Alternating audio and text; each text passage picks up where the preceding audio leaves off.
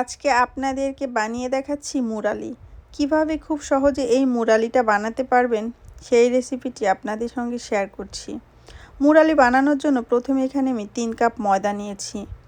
ময়দার ভিতরে দিয়ে দিচ্ছি স্বাদ মতো লবণ, দিয়ে দিচ্ছি 1 চা চামচ পরিমাণে কালো জিরা, দিয়ে দিচ্ছি 4 টেবিল চামচ পরিমাণে সয়াবিন তেল। শুকনা উপাদানগুলো হাত দিয়ে ভালো মতো মিশিয়ে নিচ্ছি। শুকনো উপাদানগুলো হাত দিয়ে ভালো মতো মেশানো হয়ে গিয়েছে। এখন অল্প অল্প পানি দিয়ে শক্ত একটা ডো বানিয়ে নেব। আপনারা যদি বাসায় বানান একসাথে কখনোই পানি দিতে যাবেন না, এতে করে ডোটা নরম হয়ে যেতে পারে।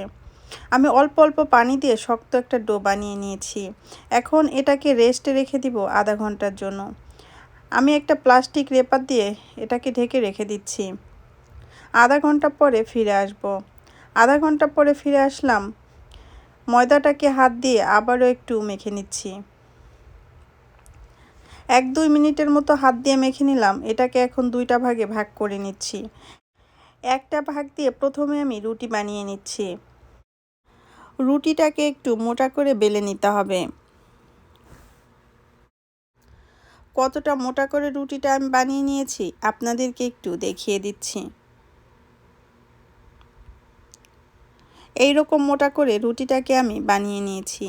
এখন এই রুটিটাকে ছোট ছোট করে কেটে নেওয়ার পালা।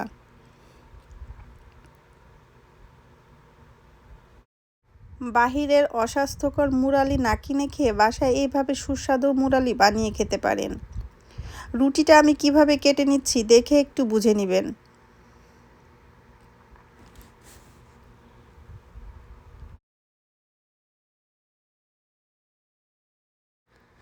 সবগুলোকে কেটে নিয়েছি। এখন এই মুরালিগুলোকে তুলে নিচ্ছি।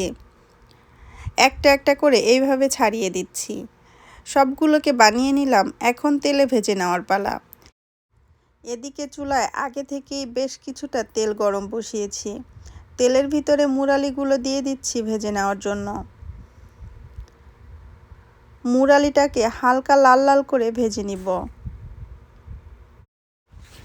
চিনি ছাড়া এই মুরালিটা খেতে কি যে মজা, আপনারা বাসায় না বানিয়ে খেলে বুঝতেই পারবেন না। মুরালিটাকে হালকা লাল লাল করে ভেজে নিয়েছি। দেখেই বুঝতে পারছেন কেমন করে আমি মুরালিটাকে ভেজে নিয়েছি।